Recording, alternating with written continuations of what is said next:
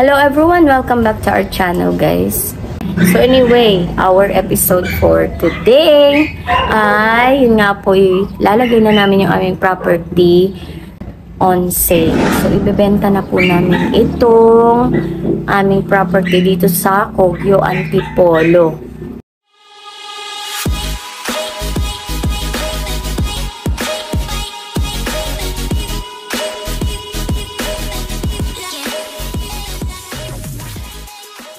So, kaya naman guys, if ever na interesado po kayong bumili ng property, this is highly recommended kasi po ito ay malapit sa lahat.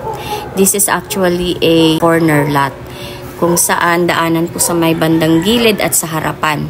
Ayan, malapit po ito sa palengke. It's actually 3 minutes away from the market and then 3 minutes away from the Antipolo National High School, which is public school. Napakalaki po niyan. Ayan, mga hospitals, even Robinson's Mall, like 7 minutes with tricycles. So, yun, mga walking distance lang po yung mga establishments dito. Yan, yung mga palengke, eskwelahan. Kumbaga wala na kayong aalalahanin pa. So, dito, pinapakita ko po yung mga photos para naman meron kayong mga ideas nung ito ay ginagawa pa lang. Ayan po. So, kayo na po ang bahala kung anong gagawin ninyo, kung i-renovate nyo at kung ano yung gusto nyong design sa loob at labas ng bahay na ito. Ayan. So, maganda rin po yung makita ninyo yung kung baga foundation, yung kung ano mga materialis na ginamit at kung saan yung mga part, ganun. Ayan po. So guys, kung sakaling kayo interesado, ilalagay ko po sa maybe sa comment section or sa description box yung detalye or information kung saan pwede nyo po akong makontak.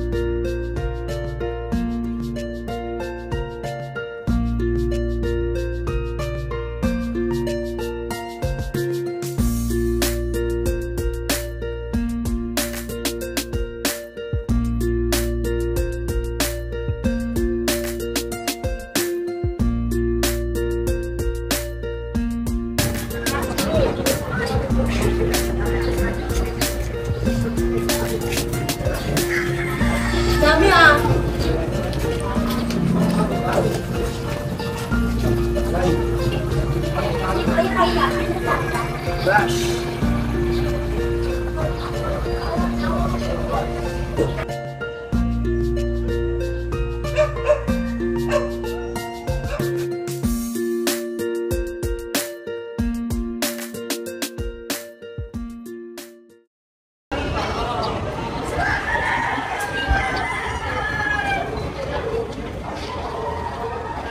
So, ito guys, nilagyan ko na ng blinds.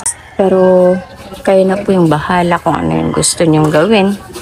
Pag ito ay nabili nyo, so, kayo na po yung bahala. Nilagyan ko ng lababo. Ayan, tas may kaunting tanim dito. Ayan. Inayos-ayos ko na lang ngayon. Ayan. At ito yung aking parang studio sa aking pagbablog. Kaya na po kung dito nyo ilalagay yung inyong stove, lutuan, para parang pinaka-dirty kitchen. So, ito yung hagdanan. Marami po kaming kalat, pero syempre kung lilinisin nyo, ayusin nyo, maganda po siya. Ayan yung bubong. Maging realistic tayo. Wala po siyang kisame na maayos pa. Pero kung lagyan nyo po siya ng yung mga may parang ilaw or kisame na yung uso ngayon. Ayan. Ito pong bintana. Ayan. Ready po yan for salamin. Siyempre gagandahan nyo pa po yan. Hindi na po malaki ang inyong aayusin dito dahil matitibay na po yung kanyang So ngayon kung gusto nyo lagyan ng third floor, ayan, na po siya. Ready naman po siya. So, ito open po ito for any occasions. Pwede nyo pong magamit. At kung ano yung gusto ninyong ayos. So, hindi na kayo magbabakbak kasi mga temporary lang naman yung nilagay ko. So, guys, 3.9 po yung kanyang price. Slightly negotiable. Hindi na po ako nagtaas ng presyo and it's direct to the owner. So, clean title, updated tax. Napakaganda po nitong investment. Kumbaga, may balik yung pera nyo. Kasi, napakadali po nito para sa mga paupahan. Anyway, so this is corner lot.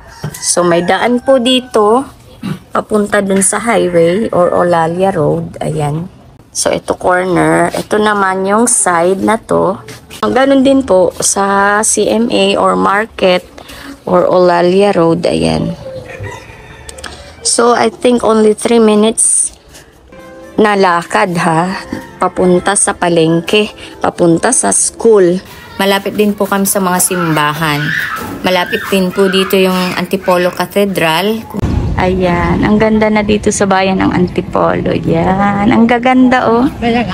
So, about naman po sa mga pasyalan, ay hindi po magpapahuli ang Antipolo dahil ito po ay napapalibutan ng maraming mga resort. Nandiyan po yung Cristina Villas, TYVO Resort, Casa Azul, Aquinum Garden, Jamesville Resort and Hotel, at marami pang iba na pwede ninyong puntahan kung saan makaka-relax po kayo. Ayan po. So, meron din pong mga malls, kagaya ng Robinsons. Pagdating nyo naman po ng Masinag, may SM. Ayan, sunod-sunod na po yan. Santa Lucia. At Cubao, mga 45 minutes. Sa Pasay naman po sa airport, 1 hour and a half. Nasa airport na po kayo. Maraming salamat po muli. At hanggang dito na lang muna. See you on the next video, guys. Thank you. God bless.